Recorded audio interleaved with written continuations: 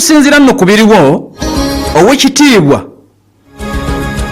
owekitiibwa atabuseemu owekitiibwa atabuse kakati ate nkyataasa ki ekifo bakitutte palamenti bangoba okitegeera vice president ekifo bakigabe kakati akabaati kalina kubikkuka ebyaddala akabaati olina okukagirako ddala ke kaseera akatuufu akabaati akagiddeko ddala Mathias Mpuuga Nsamba avudde n'ategeeza n'agamba nti okusooka ali confident Mpuuga agamba nti ali very confident about facing national unity platform candidates at all levels.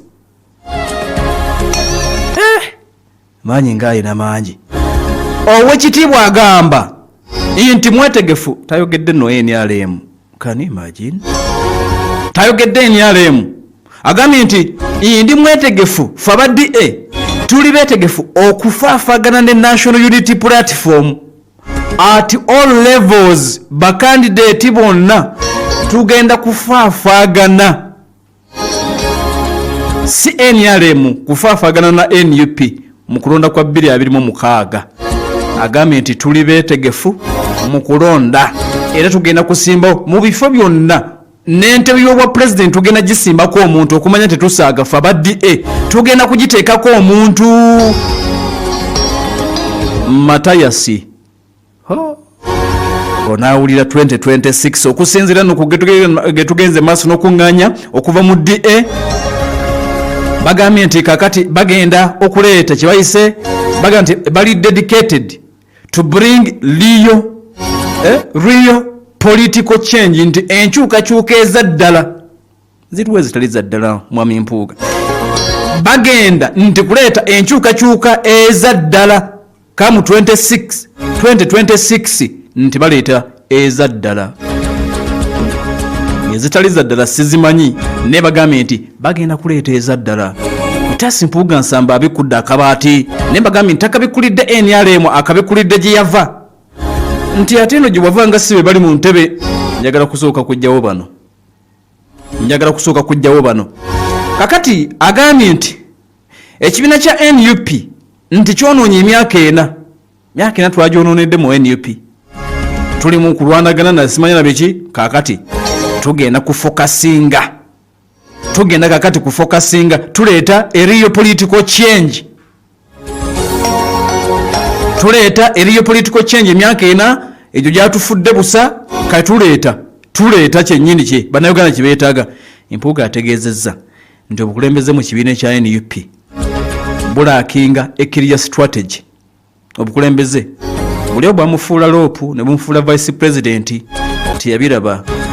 nga bukyali kakati yabiraba kati abiraba agambye nti tebalina strategy tebalina yadde akakodyo naako to unseat president Museveni tebasobola myaka ena gyansala tebasobola tebalina the strategy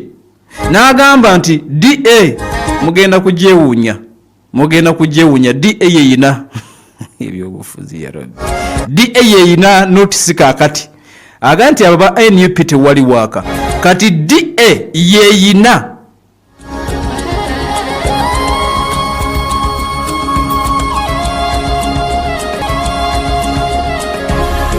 nga bigenda maaso nokuleka nti bitambula bwe naataddeko Paal FM ekula eri omuntu wa bulijjo kyokka nga Secretary General w'ekibiina ekya National Unity Platform amwanukudde gwe bayita David Lewis Lobongoya n'agamba nti amazima gali nti ffe fokasi yaffe si ya mwami Mpuuga nedda tudde ku mwami Mpuuga tumalireko oyo obudde ffe enteekateeka ze tulina mu kibiina zifokasinze ku muntu omu kujja mwami Museveni mu buyinza. Ekizibu kyaffe tukimanyi ye General Museveni tetulina budde bugenda kudda mu mwami Mpuuga ne kagurupu ke ffe tulina omuntu omu ye General Museveni aw'okuteeba tumanyiwo. Agamba nti abalala abayisebwa pawns on chessboard ku chessboard ye ba pawns